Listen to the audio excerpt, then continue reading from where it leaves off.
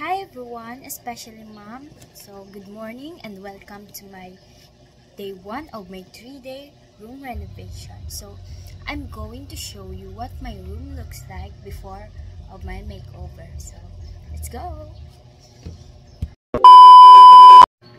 So ito yung current setup ng aking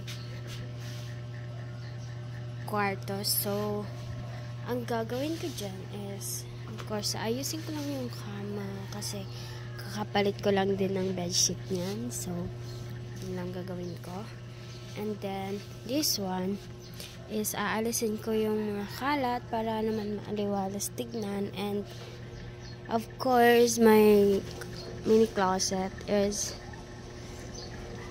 ayusin ko din yan. And, yung mga nasa baba is mga gagamitan ko lang yan na na-stock, you know.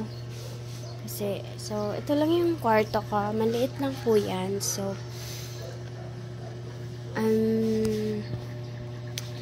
one thing I like about my room is maluwag siya. So, ang dami lang yung gamit. So, ang plano ko lang dyan is alisin ko lang yung mga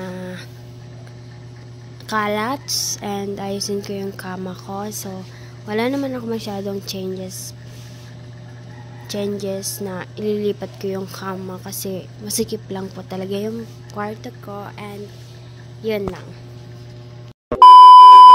So, yun lang naman and of course, see you on my room renovation for my day 2.